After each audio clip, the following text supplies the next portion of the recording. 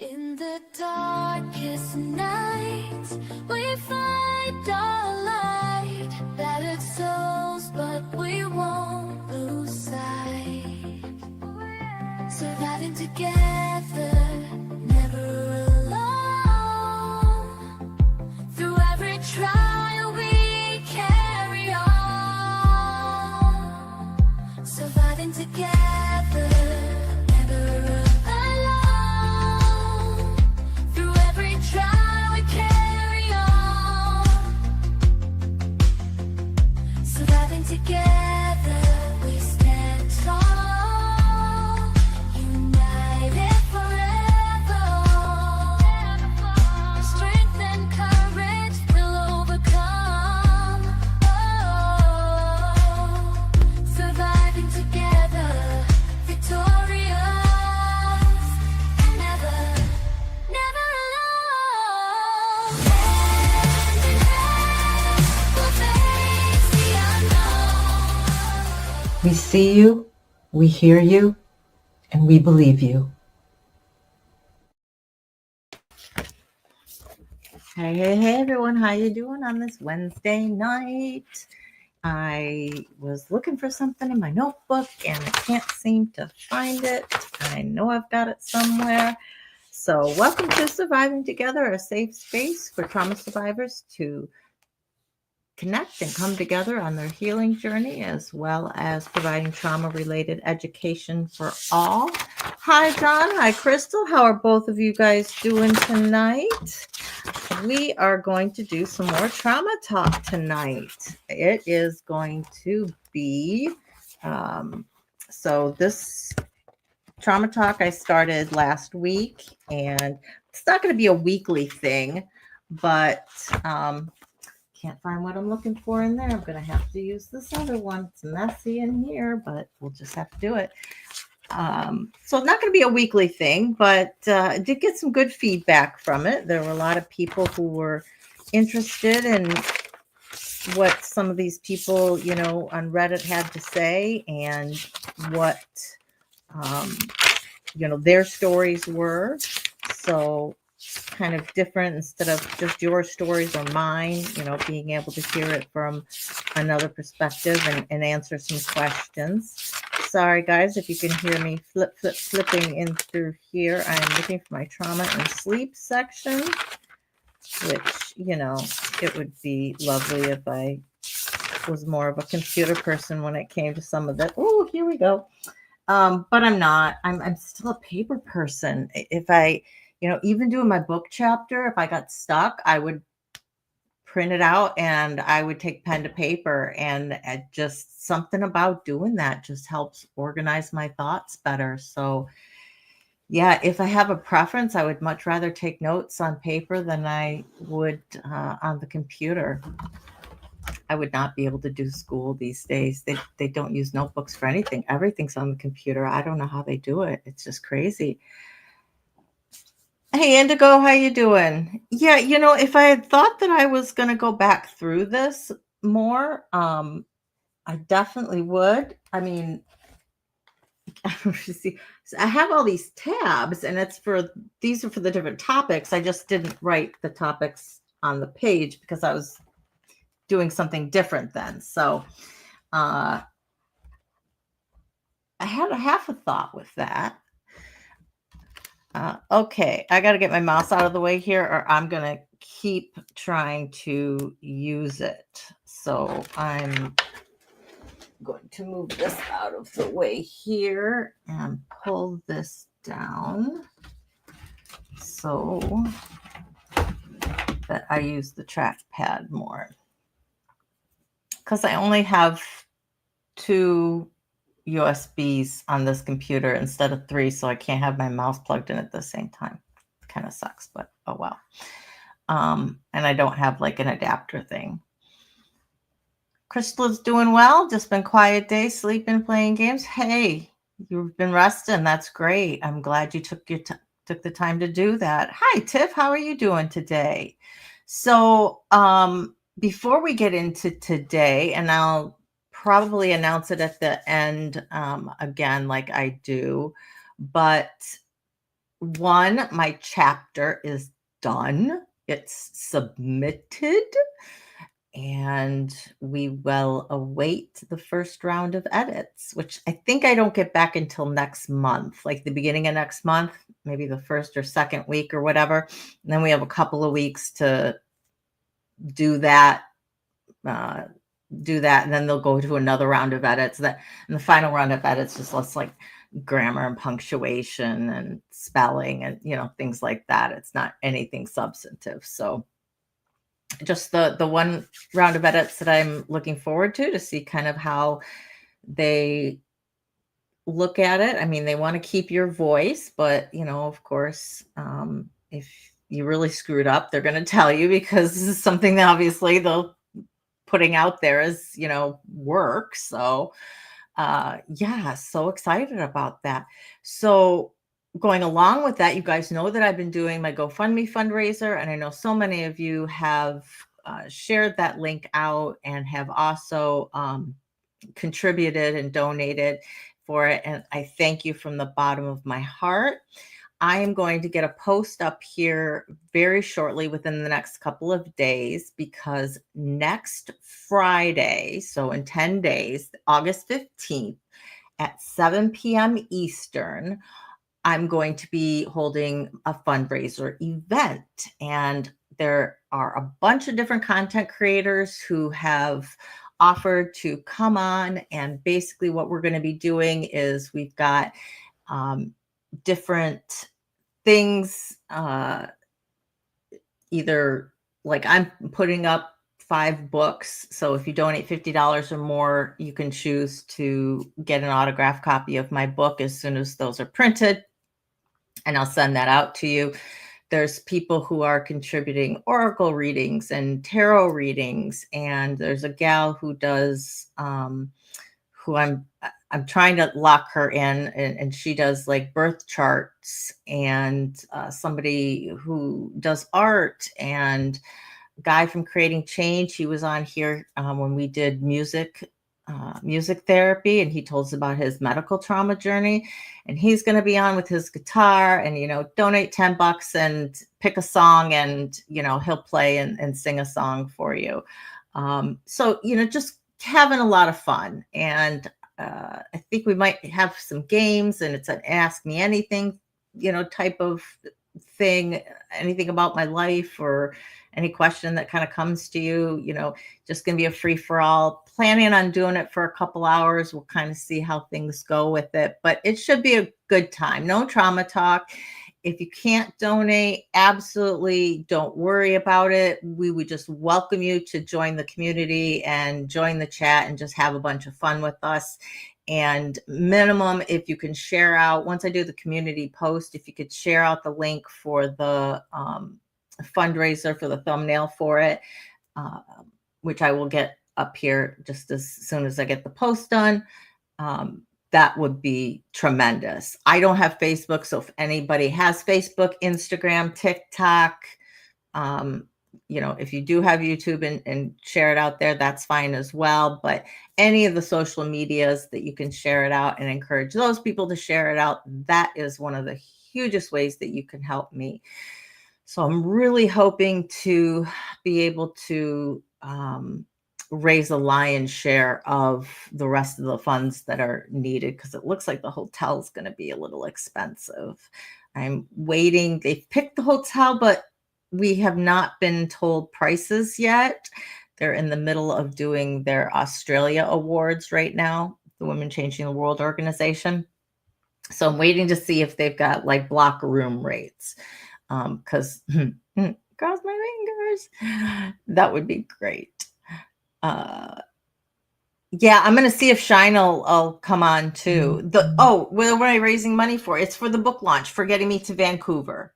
So, and also to pay for some of the author fees. We had to put up the author fees. Women Changing the World takes care of doing all of the publicity for us, and doing the actual doing the printing, and they've got professional editors and all of that. But to defray the cost of publication, since Women Changing the World is a nonprofit, all the authors and the anthology need to put up author fees. And it was quite expensive, but the potential outreach for this is humongous for Surviving Together.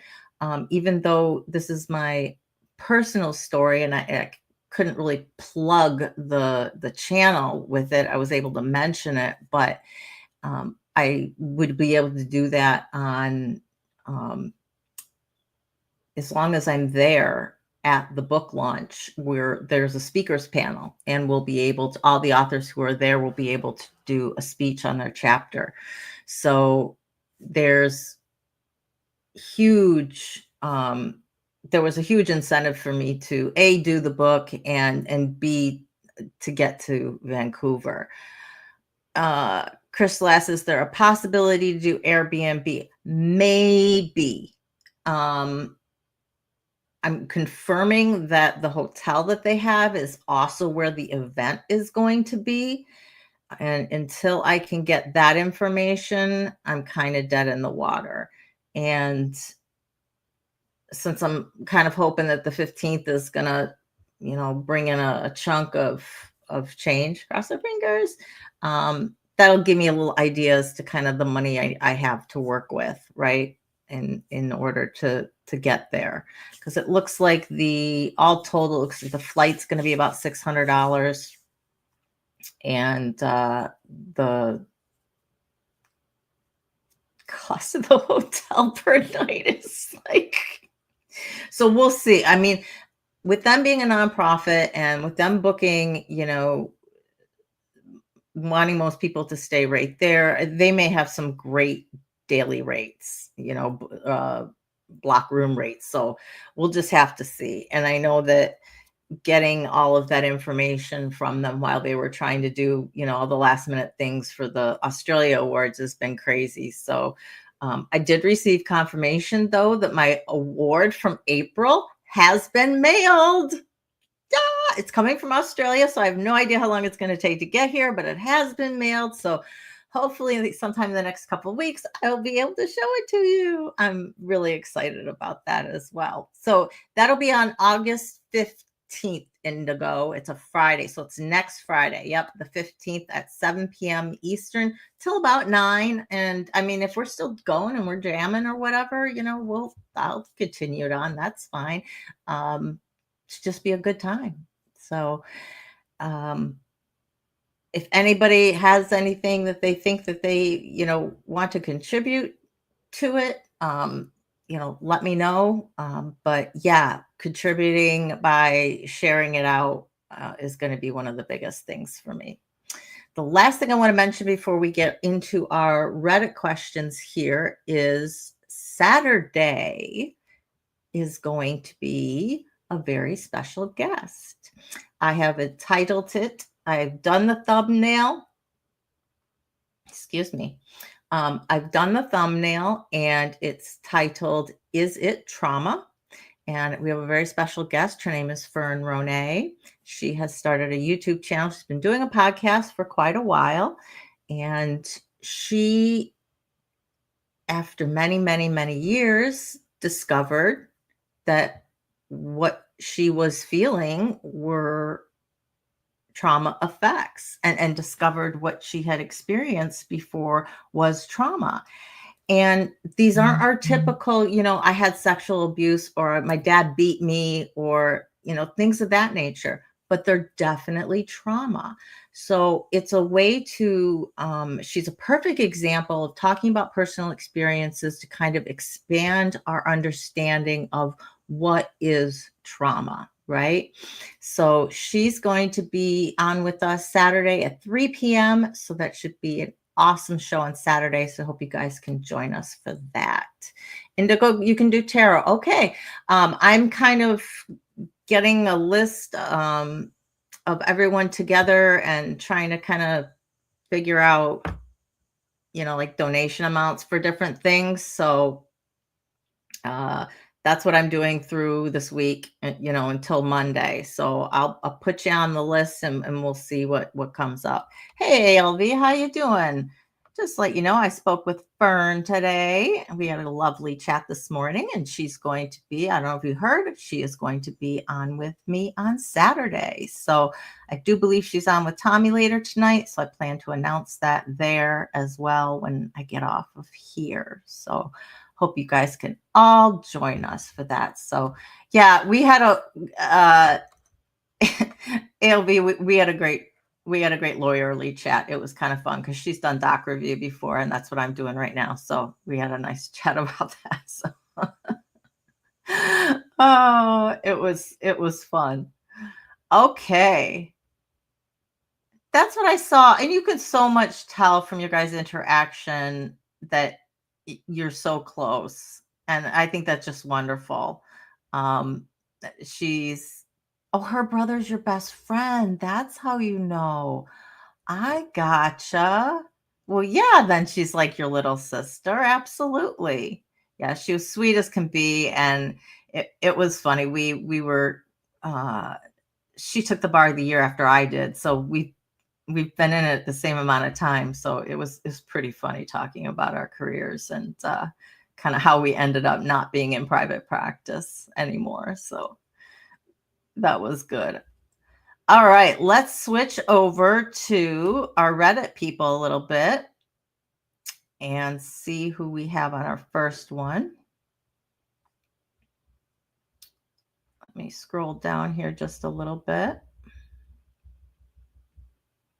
Again, I tried to pick ones on different topics instead of doing a topic thread throughout this one. So we're going to jump around on a little bit of different scenarios. But our first one is from somebody named Tricky Cable. And she says, he or she says, does anyone else miss their abusers? They state, I got into a very bad childhood. Oh, I've had a very bad childhood and got into relationships that weren't the best for me. I let myself get used and have given up so much of my dignity for love and care that I don't even feel like myself anymore. I feel like they're the only people who have seen me for me, the only people to have ever loved me despite me being flawed. Am I wrong for thinking this, even if they hurt me? I feel like I can't ever be loved the same by anyone. And you know, this one really struck me because I did read through several other posts that were very similar, whether it was of an ex or whether it was of parents. It is not easy to separate ourselves from those that we care about, especially if it's a toxic relationship, because the manipulation and the gaslighting that goes into that is intense. And we can learn to associate that hurt, that abuse, as being loved, right? So I'm going to hedge, this discussion just a tad bit by saying I think that this person, some of what they may feel as love, may not be genuine love, at least from what the other person was giving them. And they may be experiencing some of that, this is how we're treated, and this is how someone shows you love. And if that's all you've known, and if that's the only way that it's been expressed to you, until you're able to break out of that and discover what healthy relationships are supposed to look like, it can be very difficult to feel that you could ever be loved by anybody else. Hi, Kermel, how are you doing? I hope you are doing better. I've been thinking about you. Crystal says, I totally get this, as there are times where I do miss my older brother and what he did to me, as it was the only form of love I received growing up. Yes, there are times I want it again. Exactly. If that's the only thing that you've known, if that's the way that you've been shown love, and it's one thing to hypothetically or logically understand what a healthy relationship is. It's another to experience that. And I think that there are some of us who come out of very difficult childhoods with our CPTSD, who, when we experience a healthy relationship for the first time, it doesn't feel right. And we're kind of like, wait a minute. I know that, my first marriage, I had not, I barely begun to really deal with my trauma, right? And if there wasn't conflict, I would start it. And it's not, and I wasn't really intentional on my part, right? I didn't want to fight, but silence was like the death knell for me. I couldn't handle it. I had grown up in a household where there was always yelling, there was always arguing. Even if there wasn't arguing, the people were still yelling, right? They never just talked at normal levels. And I use never in quotation marks. And so to have silence, to not have conflict, it was unnerving. So I think definitely the first part of that, one, I'm going to say to this person, you're not weird. You're not abnormal to miss your abusers. And I don't know how long you've been out of that situation, but particularly if you haven't had a lot of time or you haven't been healing, actively healing since that time, I'd say very normal in terms of the way that we bond with those people who we grow up with. Hey, Jimena, how are you doing? You getting better, Kamal? Okay, good. Well, something that just, they say time heals all wounds, right? But I think time just makes it easier for us to deal with.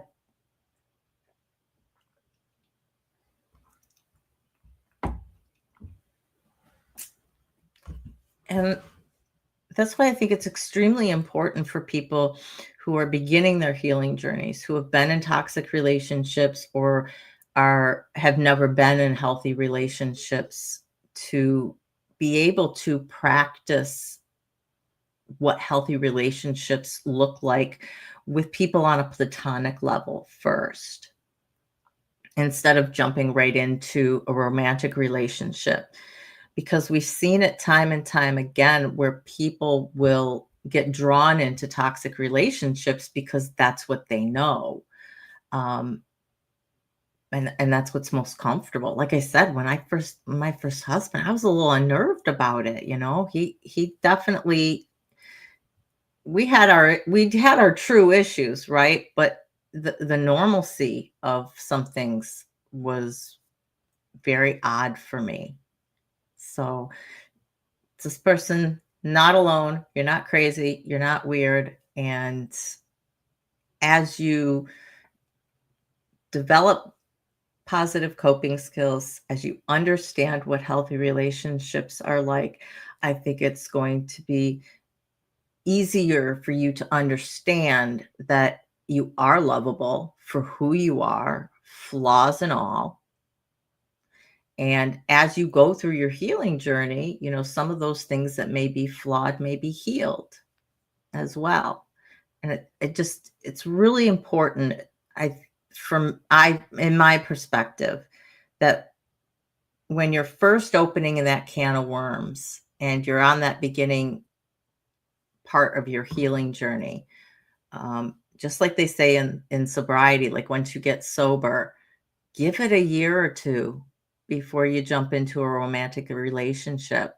There's so much we learn about ourselves and standing on our own 2 feet.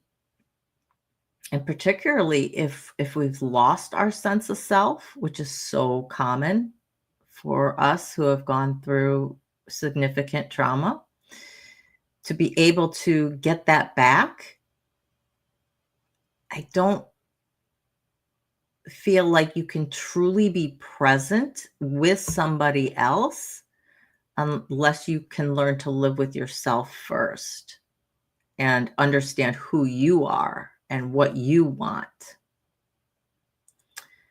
Hi, Shell. Hey, Todd. How you doing? Good evening to you. Yeah, I got divorced in 2011, and I've dated since then, but nothing that I would call a long-term relationship. There was one person I was with for about 3 months, and that was, fairly consistent, but that ended spectacularly. Not me. It was on him, but that's it. So yeah, I haven't had that for a real long time, and I do miss it, and that's normal too. All right, let's see. Who else do we have on our list? So this is by Milo Lol. Got lots of LOLs at the end of it. And the question is, what impact did it have on you after the abuse when everyone thought you were losing your mind?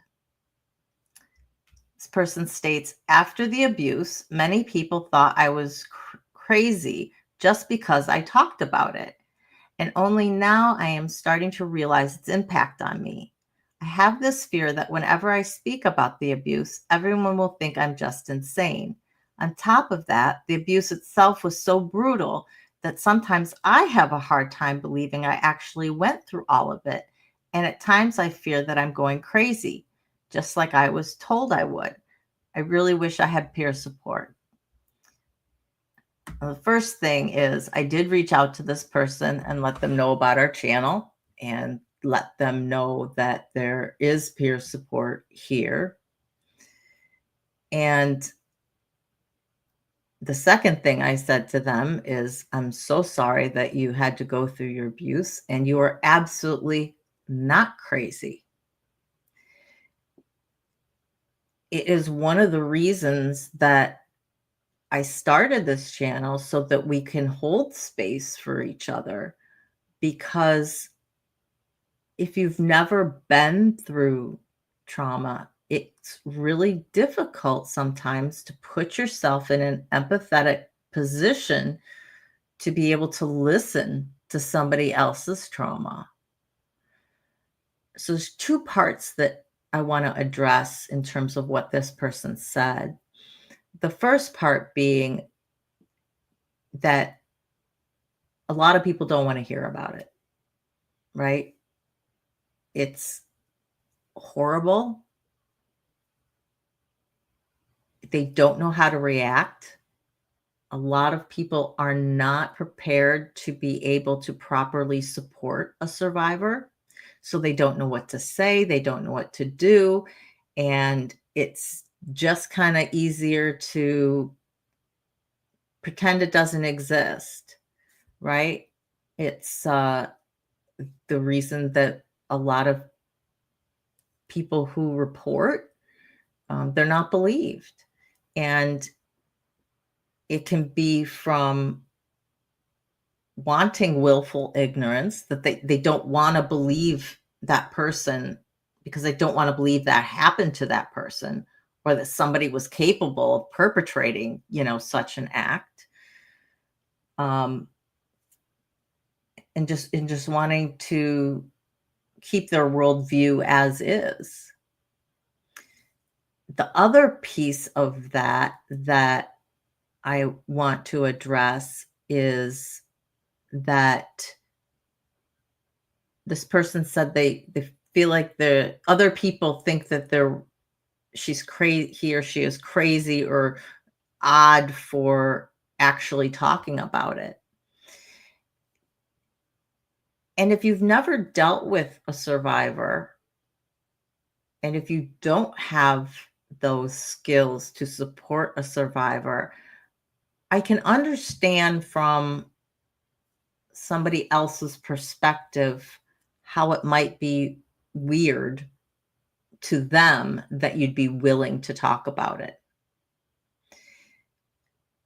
And people fall on different spectrums. Some people are very comfortable speaking about their situation, and other people are not. I feel, I fall on the once I accepted what had happened to me, and once I was able to put it in context and understand that, yes, this was abuse. I did nothing to deserve it. I didn't bring it on myself. I was a kid. There is absolutely no reason an adult should be crossing that line. I think that when we're able to remove that shame, it becomes easier to talk about. And also for some people, just the more they talk about it, the more real it is. And I could see, especially for this person, if they say that they went through something, very brutal. So even when they think about it, they're like, how did I go through this? How did I survive this? So by speaking their truth, it makes it real. And just because other people can't understand it doesn't make it any less real of what you went through. So I did leave the YouTube site. I hope that this person maybe can find their way to us and can find some support, because it definitely sounds like they could benefit from being around other people who get it, right? There's not a whole lot that can shock us. I mean, it may be shocking to hear type of thing, but I don't think that there's really anything that somebody's going to come out and say that we're going to be like, oh no, that's impossible. That couldn't have happened to you. Because we understand that ugly underbelly of society, and that there are people who are perpetrators like that. So I'm going to check after the show to make sure that my comment stuck, because when I got out of it, I didn't see that my comment was there, because I really hope that this person can find our community. Todd, I'm really sorry that you're not doing well. If there's anything that you need to bring up for us to talk about, please do. So send out hugs and love to Todd, and I know Carmel could use our hugs and love as well. So, and to anybody else who needs it, let's send our light and our love and our hugs and our prayers, whatever your good juju is. Let's send it all out to everybody.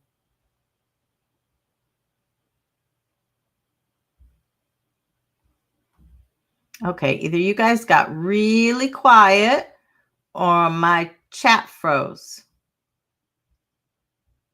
So we'll go through our next one and we'll see if maybe you guys have something else to say on this one.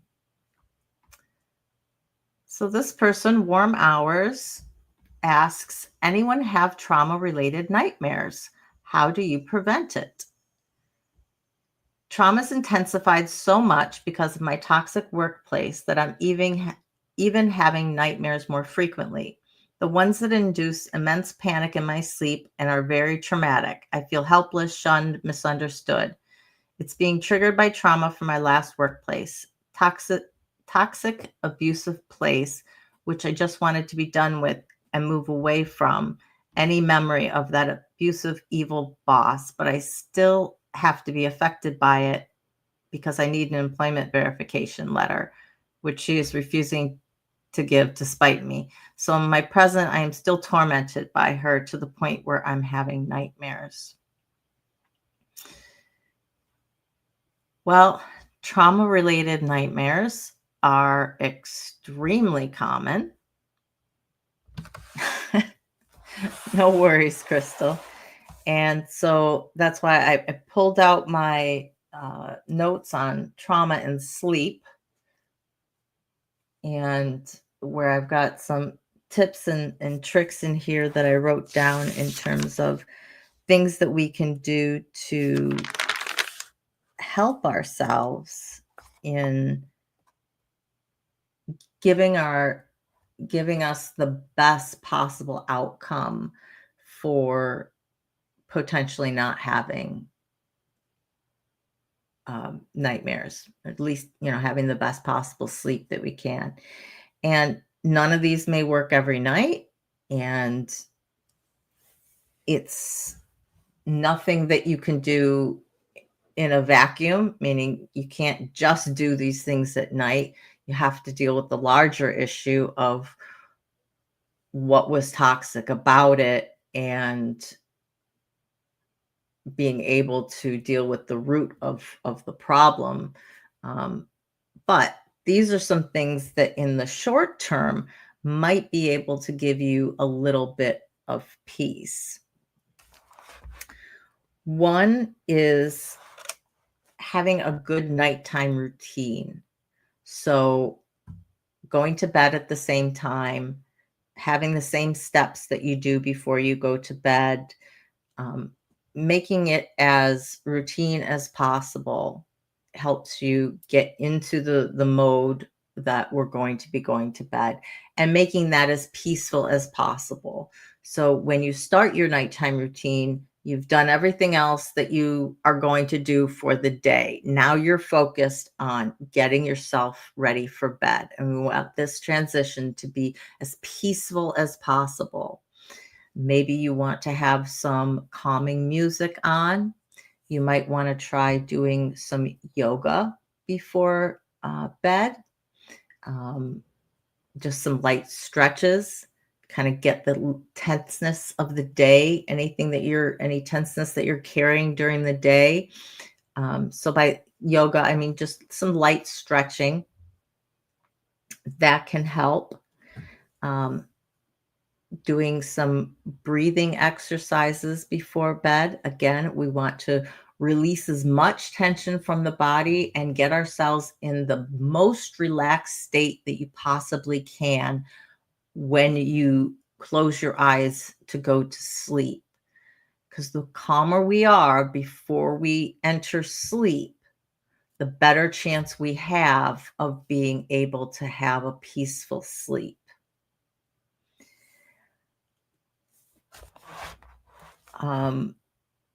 Some people like to have a non-herbal tea before bed. They find that very calming. Chamomile is quite popular, or mint. You just want something that's going to be, I should say non-herbal. You want an herbal tea, something without caffeine, because regular tea, black teas, red teas, they do have caffeine. It's about half the amount of the equivalent in the coffee, but it still has caffeine in it.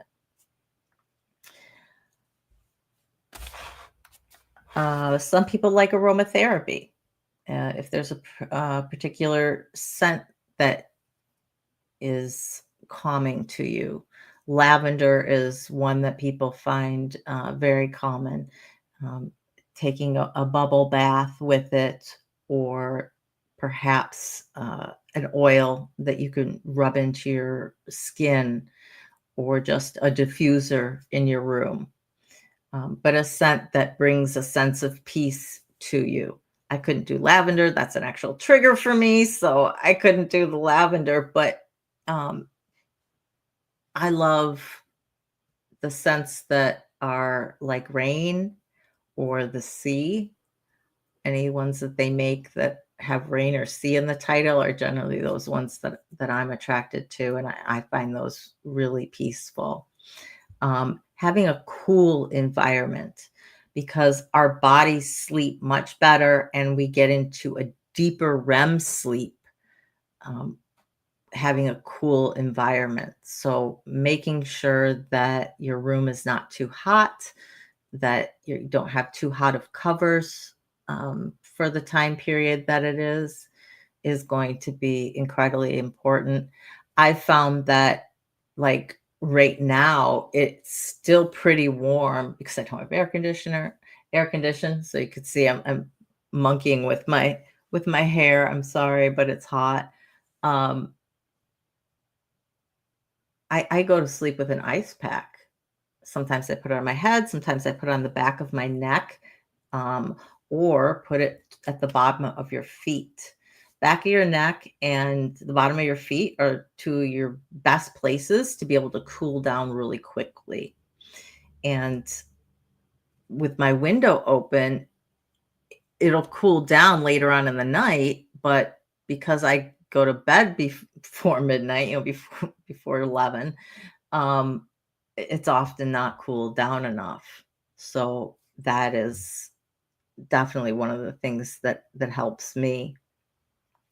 I was going to mention some of these other things, but Crystal has mentioned a few of them, so I will bring up her comment instead. Crystal says some things that help me when I wake up from a traumatic nightmare is cuddling a stuffy or moving to my couch or wrapping herself in her special blanket. Absolutely. So that is something else that we'll talk about. I want to bring up your other comment first, and then I'm gonna backtrack to that. To avoid the nightmares, doing self-care in the half hour before heading to bed, having a consistent routine, 100%. Yep. And so if you wake up from these nightmares, being able to calm yourself down is going to be critical, because you don't want to be in that panic state for a long time and then, falling back to sleep, but falling back to sleep still feeling panicky or tense. So again, doing some breathing exercises.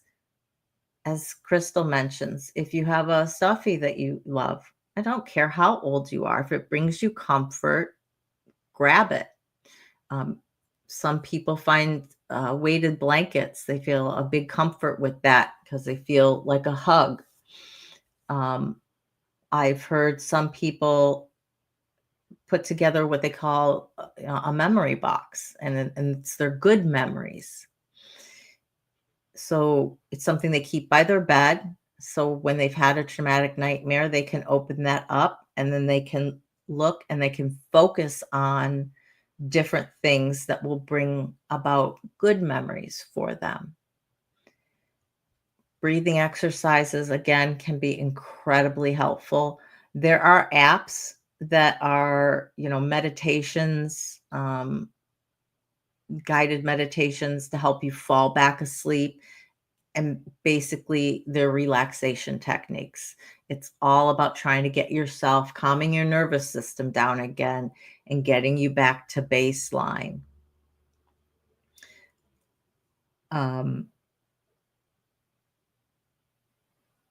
Some people find that even, hey CG2, how you doing? Welcome this evening. Glad you're joining us. Some people find that journaling at night works out well for them because they can kind of get any of those thoughts that bothered them during the day out, and then they've, put the day to bed and they're able to go to sleep with an emptier head, and they don't have those swirling thoughts in their minds. So those are some of the things, some of the ways that you can deal with trying to avoid the nightmares. And then if you do have the nightmares, being able to get back to sleep and having a better continued sleep. But the nightmares themselves are not going to just magically go away without dealing with the root of the problem. So if you are not on your healing journey, dealing with the toxic abuse situation. It sounds like you're no longer in the workplace, but unfortunately, you still have to deal with this person, which can be incredibly frustrating. But being able to frame the toxic workplace and understand what wasn't your fault, understand how that toxicity affected you is going to go a long way to being able to reduce those triggers for you and eventually avoid those nightmares. Hey, Thindu, how are you doing this evening? I've been thinking about you. I've actually been looking at flights and thinking about my trip, and I'm thinking about after Labor Day, like the weekend after Labor Day. So I will definitely get with you about that.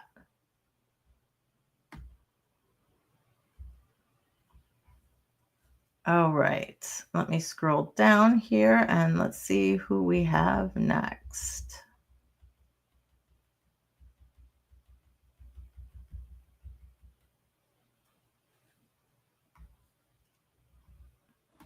All right, so this is from Brunetti London. They say, anyone feel like they were crazy in the past to put up with so much trauma and abuse? I have been on a big healing and self-discovery path the last year and believes that I started having CPTSD around 5 years ago. I didn't realize properly until a therapist told me straight out what they thought. When I think of my past relationships, friendship situations, they were so full of drama and toxicity. I fell in to a party group who used substances heavily, but I was always low with my intake. Then my childhood was pretty awful. As an adult child, being mother to my parents, family, friends, and partners, I experienced a lot of neglect. So I know why and how it's carried on into my adulthood. The last few years, I ruminate a lot, but I've got to the point where I don't recognize or know who I was or even who I am now. I'm in my late 30s. I feel insane that I put up with so much as an adult and people used me, treated me unkindly. What is this feeling and stage? Anyone know? I can't feel so insane and removed from my past 5 years ago. I wasn't a child, but a wise adult in their 20s, 30s. Maybe it's part shame. I feel like a completely different person to who I was a few years ago. Now, with not as many friends as I've had to cut people off to heal, it's like I can't recognize or understand what happened as so much has happened. And I never want to be treated like that now. So I'm carefully, slowly connecting to healthier people. Well, first, I want to say to this person, kudos for starting on your healing journey, for putting those boundaries in place that you felt you've needed to with the toxic people in your life. That is critical. And that you're realizing what was toxic and what is healthy and moving towards that. A couple of things that I want to address with this is the first part, going to the main question of feeling crazy like you put up with so much in the past. When we're living through it, it's our life, right? I mean, I was in an alcoholic marriage for 8 years, and things happened that I thought as a 20-year-old that I never would have put up with. Like, I would have been gone. But I had a kid and a marriage I hoped that would eventually work. And I lived through it. I stayed. And I rode that alcoholic marriage merry-go-round they talk about, which is very similar to the domestic violence abuse cycle, just in terms of, it gets better, then it's worse, and then the promises, and then you keep going. you're not crazy. And I think that there definitely is a part of us that feels ashamed for letting ourselves go through it. But it can be really hard when you're in the midst of that to be able to see how detrimental it is. And usually it's not until something happens, whether it's rock bottom or a friend or family member really pulls you aside and says, "Hey, look at this. This is not normal. This is not healthy." Or there's some significant triggering event where you just, it's like kind of wake up and go, this might not be the best thing for me. So the smartest and the brightest people in the universe have gotten into situations where they've survived things that they probably didn't think that they otherwise would have. So getting into toxic relationships, staying in them, there's no shame that we need to put on ourselves, because again, it's on the person who was causing the toxicity in the relationship. It's on the abuser, and it's not our shame to carry. So lift that load from you and be able to move forward as you are, with your head held high, that you survived. You have realized that it was not healthy. You've gotten out of that. You're putting down boundaries now, and you're moving forward, even if it's with fewer friends. Hopefully the quality of those friends is good, and that's what matters at this point for you. The other piece of what you say is about not knowing who you are. And again, with trauma survivors, this is something that's very common, um, particularly if you're in a toxic relationship, if you've been with somebody who's been narcissistic, if they've been gaslighting you, if they've been manipulating you, you second guess yourself on everything. You're usually made to put yourself down and put your needs second to your abuser. And we can become lost very easily with that. And you said you had a difficult childhood as well.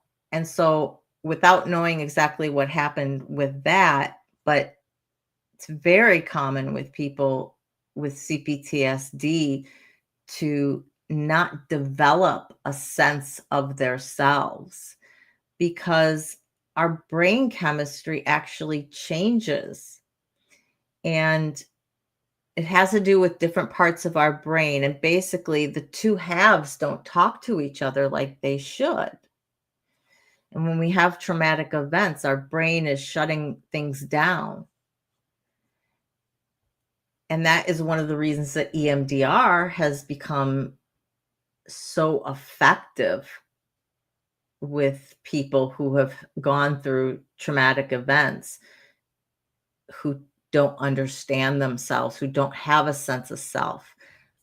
I distinctly remember when I was in my 20s, after I kind of, came to the epiphany, or the realization that yes, I had that validation that yes, I was abused,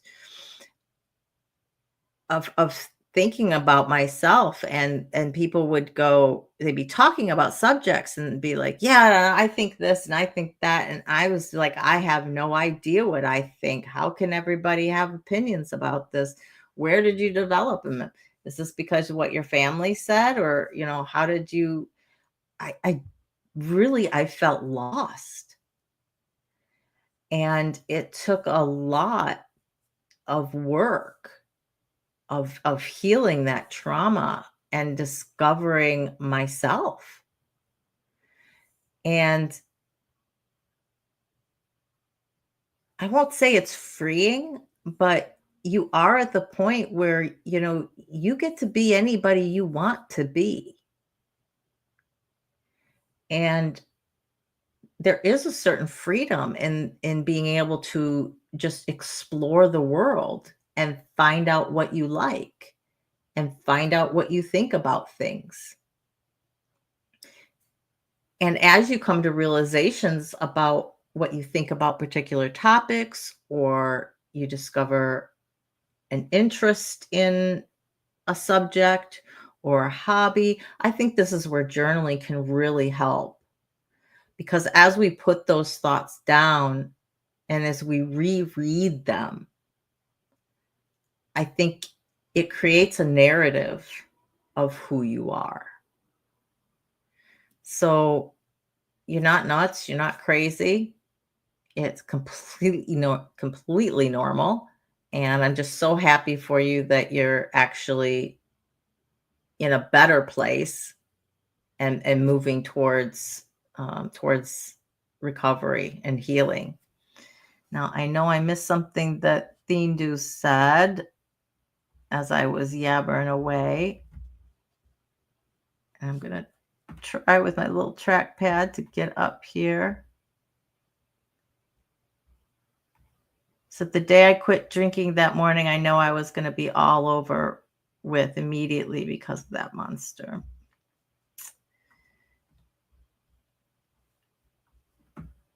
I am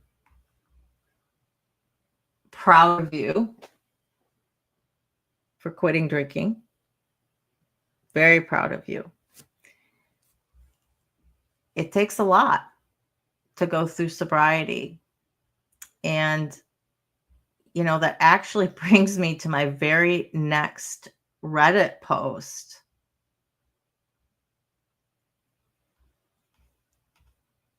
And see if any of you guys who have dealt with sobriety and trauma can relate to this, and what you might say to this person.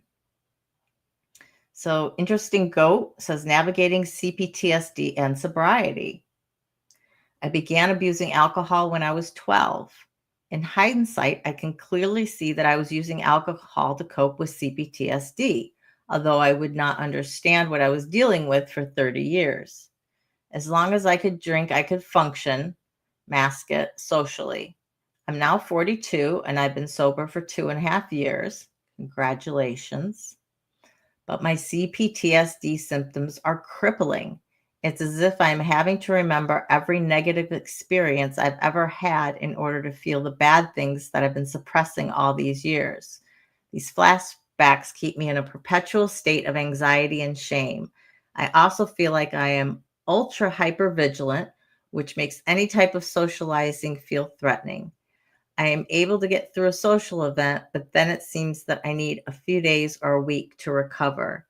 This recovery time consists of me ruminating over the event and overanalyzing every conversation. I want to deeply connect with people, but I generally feel misunderstood by others most of the time. I thought getting sober would resolve all my issues, but instead, sobriety revealed the real issue.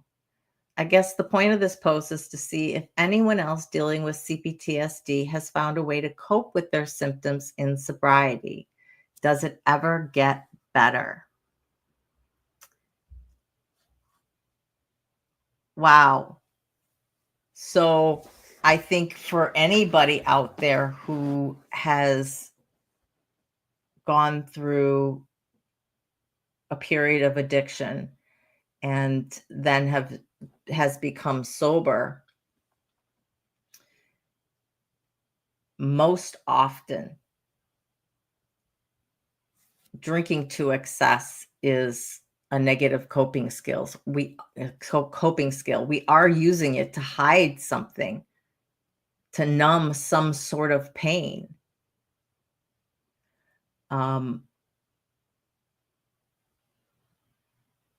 Carmel, no worries. No worries. You take care of yourself, okay? We're sending you hugs and love. Taking care of yourself is always most important.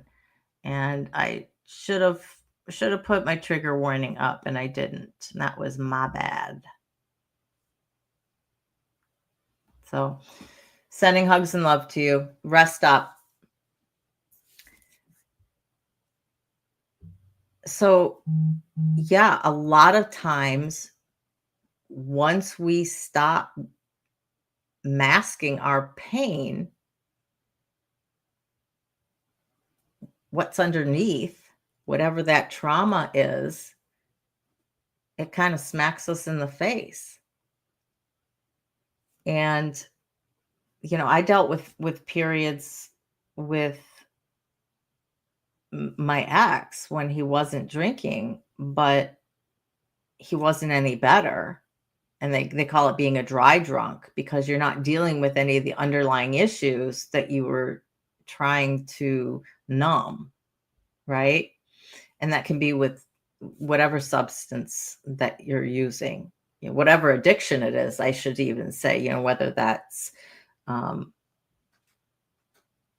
that's some form of, sex addiction or pornography or food or gambling, whatever it is, people get into that generally to hide away from something.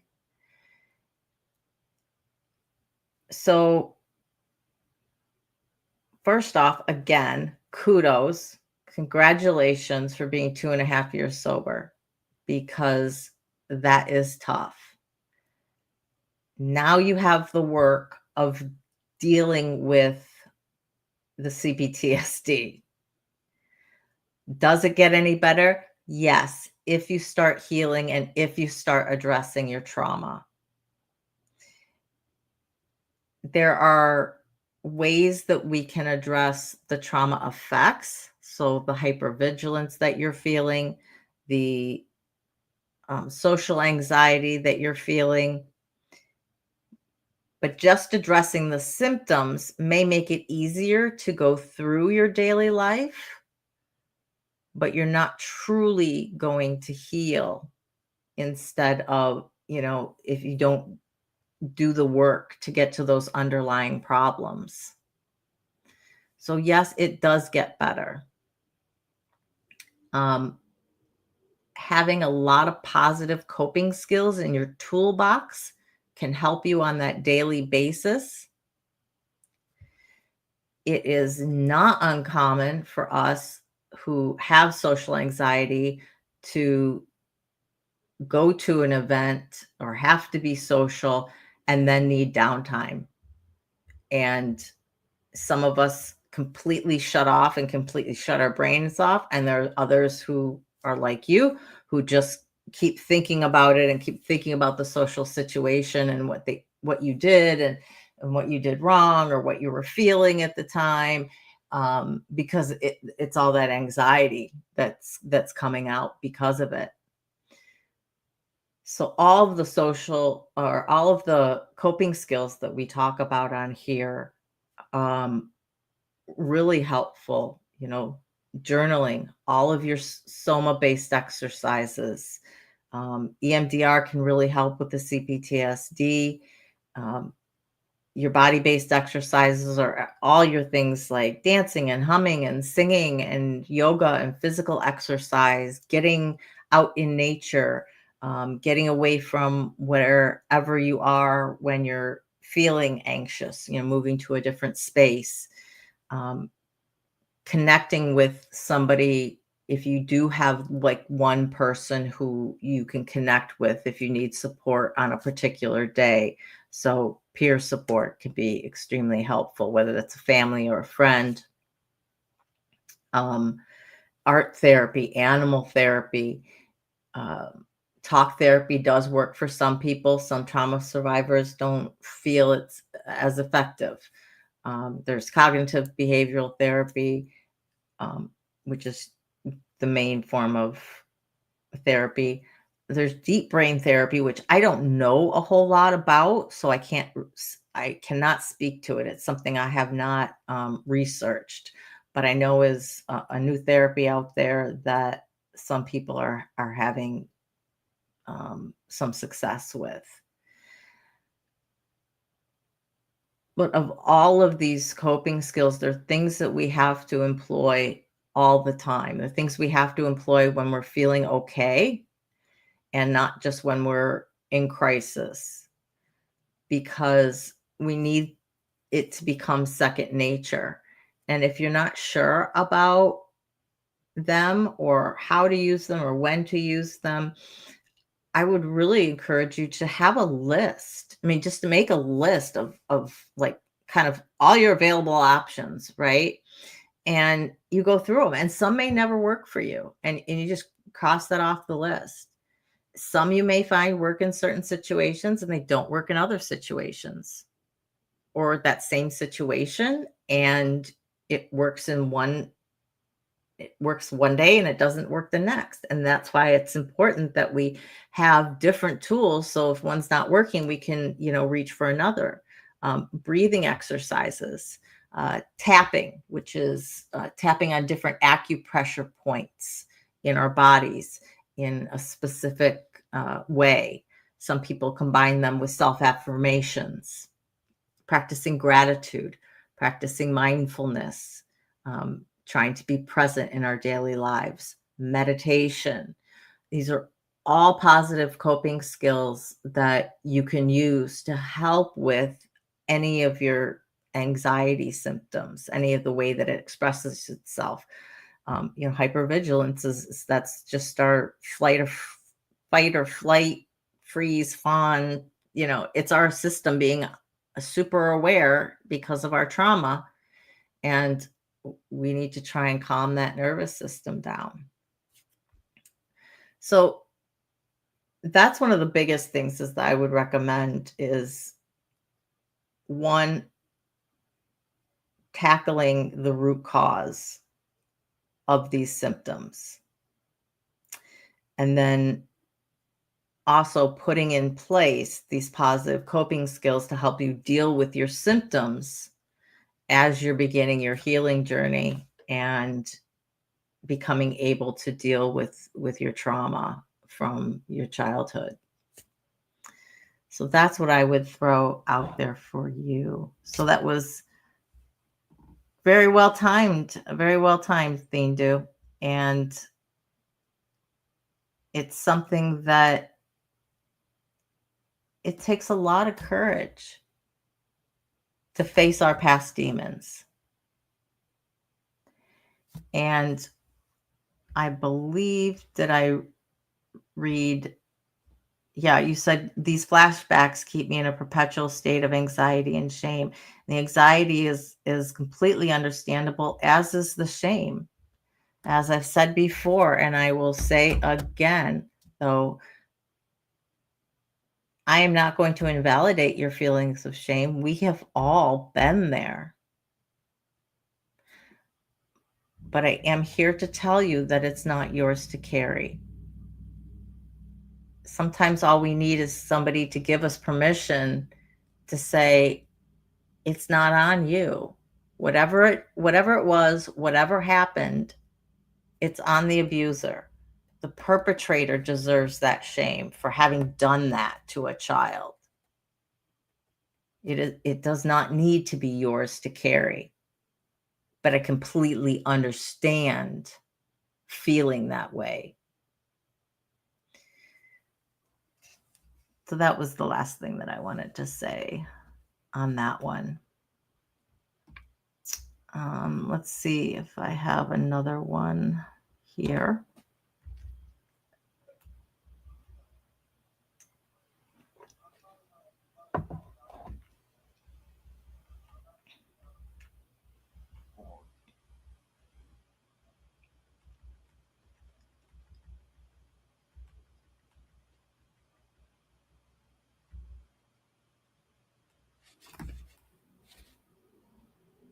Okay. I think we'll do this other one. And I thought that this was Crystal. I think that I'd love to hear from you on this and get what your feedback is and what you would say to this person. So Likely 89 says, want to connect with other women who have had older brother / sibling abuse, physical, verbal, sexual, and where their parents didn't protect them. How has this impacted your relationships, especially romantic relationships? I am realizing that this has had a huge impact on my life and wondering if there's anything I can do to heal. It feels too late, honestly. Well, I cannot speak from personal experience in terms of how it has impacted me. I will leave that to see if Crystal would like to say something. I can say, though, that it is never too late to begin healing. You could be 70 years old and start your healing journey. This is the one point I wanted to drive home in my book chapter, because the book is called Begin It Now. It is never too late. And as I've been talking here in responding to some of the other questions, getting professional help would be one of the first and foremost things that I would say, because it can be overwhelming knowing where to start with all of what it sounds like, you've got quite a background to weed through, and a lot of complicated feelings in regards to your relationships, not only with your abuser, but also then towards parents who didn't protect you from this. So finding a trauma-informed therapist is going to be really important. And that's definitely where I would start. And you may not connect with the first person that you come up with. When you first speak to somebody, it needs to be you interviewing them just as much as they're getting to know you. I always suggest seeing if they can do a free 15-minute interview, and it can be by phone or a video chat. Now that technology has opened that up, which is wonderful. There are a lot of therapists now who will do all of the therapy on video, which for me is huge. And for people who have social anxiety is just a godsend. And for me, just that from a time standpoint, not having to drive to the office, wait there, have your 50 minutes, and then, drive home. It's, you connect, you do your 50 and you're done. But needing to find somebody who you truly connect with, who you can see a vision with, it is important that you identify for yourself why you're going. What do you want to heal? Where are your pain points? And being able to discuss those with the therapist and see what their methodology would be for addressing it. If you don't have a good rapport, and even if they're saying all the right things, but you're like, it's just doesn't feel, I just not, it should feel like you're talking to a friend. It should be as easy as that. And if you can't, find somebody else. A lot of therapists who are worth their time are willing to give up a free 15 minutes for a phone call or a quick video chat, just to see if you guys are going to be a good connection, versus going to that first session, spilling your life out, or your beginning of whatever you can get out in those 50 minutes, and then finding that, this was just a waste of time. So that's where I would definitely recommend starting, coming to a channel such as this, where you have other people who have been through what you have been through and completely understand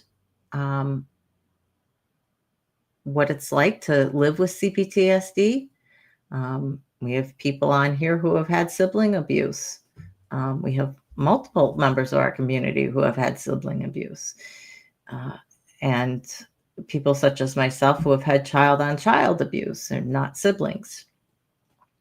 So finding a peer support group, finding just people who can understand where you're going through, even if you don't talk about it with them. There's just something that's very powerful about being in the company of others who get it. Crystal says, I needed to go no contact with my brothers and eventually my mother before her death as well. And that can be it. And it's totally going to depend on your circumstances and what you need to do in order to heal. But setting boundaries of some sort is definitely going to be extremely critical, particularly, as we're opening up all of these wounds and looking at them and analyzing them. Our safety needs to come first, our emotional safety. And so putting those boundaries in place with other people, whether it's your family or whether it's friends, is highly critical.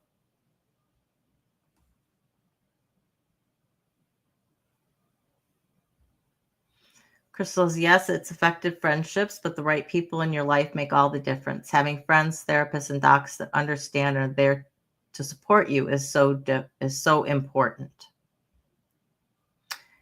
And she says, I don't know much about romantic relationships, but do know that others have had great relationships with a partner.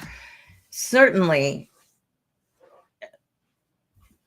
regardless of the fact that it was sibling abuse, just going through sexual abuse as a child can affect your romantic relationships. Some of us have difficulty forming healthy relationships because we don't know what those look like. Some of us have just difficulty with intimacy, with the physical aspect, the physical intimacy. Depending on our situations, the type of attachment style that you have, a lot of us have difficulty forming those romantic relationships because those attachment styles affect our view of what's healthy and what love is and how love is shown. So from what I'm feeling for you, if you've had romantic relationships, it's sounding like maybe they didn't go well. If you haven't had them, that's not surprising either. But 100%, it is never too late to begin healing. The fact that you've recognized that this is an issue and that this is potentially affecting something that you would want in your life, meaning a romantic relationship or better friendships, that's something then that you can hold on to and to work towards. But definitely getting some peer support, getting some professional help by a trauma-informed therapist, and learning some of these positive coping skills that we've been talking about today in the show to help you just deal day to day and be really important and help you live a fuller life as you're learning to navigate the healing path, because that beginning can be really rough. It can be really rough. Okay, well, that brings us to almost 7:30. So I think rather than starting another one, that we will end there. I will just remind you all. So a week from Friday is going to be the fundraiser for my book launch. The chapter is done-ish, except for, getting it back from the editor. First week of November is when the book launches, and it's in Vancouver, British Columbia. I have my passport. And so we need to get our plane ticket to get out there, and we need to get hotel fees and, living expenses, eating and all that. I don't know what they're providing yet. So I'm just going to assume that I'm going to have to provide for myself for eating as well. So that is what the fundraiser is for. If you can be there, great. It'll be at 7 p.m. to about 9. Maybe we'll go over after. We'll just see. It depends. But I'll get a community post up here soon. And if you guys can join us, that's great. Even if you've already donated, it would just be a wonderful chance just to get together. We're going to have a lot of different creators on, and things that people are putting forward. So if you donate, you can get this or you can get that. And some tarot readings and oracle readings, and I'm putting some books up, and somebody I think is putting some artwork up. So it should be a good time. I think there's going to be some games we're going to try and play as well. So it's no trauma talk, just a lot of fun. Ask me anything, and that should be a good time. So that'll be a week from Friday, August 15th. Hey, Tommy, how you doing? And then, which I'm going to be announcing very soon. I think Tommy and Fern are going live here in about a half an hour or so. Fern Ronay is going to be on the show guesting here on Saturday at 3 p.m. Eastern. So I'm so excited about that. The title of the show is It Trauma? And she's going to be talking about her personal experiences and how she came to realize later on in life that it was trauma, and that, these aren't the typical things that when you say trauma to somebody, people are thinking war, sexual assault, physical abuse, right? These aren't those, but it's still trauma. So we're going to be talking about that and maybe expanding your viewpoint a little bit as to what trauma can really entail. Not tonight. Okay. Well, I'll definitely be announcing it, at least putting the thumbnail up tomorrow and Friday morning on your morning show then, Tommy. So I spoke to her this morning. We had a great conversation and kind of mapped out a little bit of an outline for Saturday's show. So I really hope you guys can all join us. That will be Saturday at 3 p.m. Eastern Standard Time. So yes, please hit that thumbs up, hit the like button, hit the down like button. If you didn't like it, just hit a button.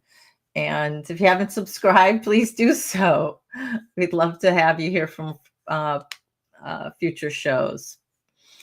With that, I think we'll tag off for tonight. I'm going to go open some windows, close them all so the ambient noise doesn't come through. The kids run by here all the time. You can hear them screaming otherwise. So I'm going to get those open and cool off here a little bit for the evening. But I want to tell you that you are worthy. You are valuable, and you are loved just the way you are for who you are. So please remember all of that. Hugs and love from me. I will see you guys on Saturday. Surviving together, never alone. Enjoy the outro, guys.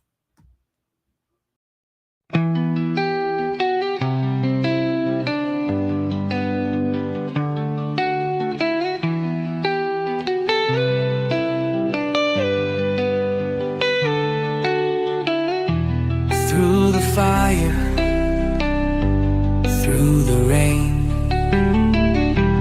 we have walked through endless pain, but we stand, we rise again, stronger now, we break the chain, surviving together, hearts open wide, lifting each other through every tide.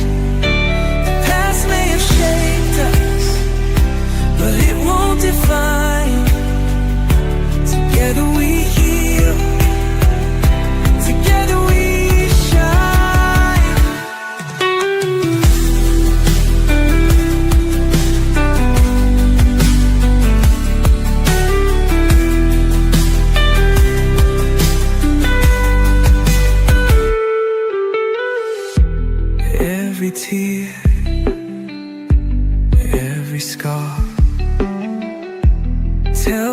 story of who we are. Not just survivors, but warriors too. With love as our armor, we see this through.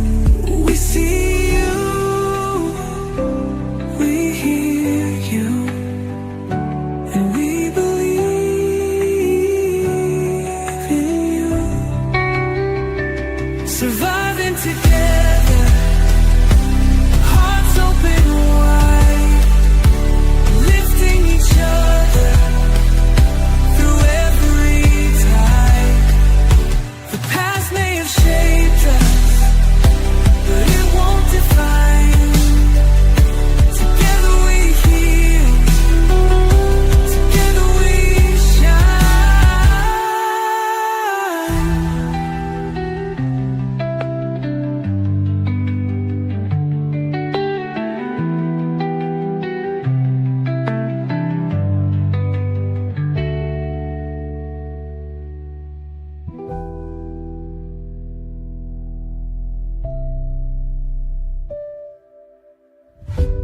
We see you, we hear you, and we believe in you. Surviving together.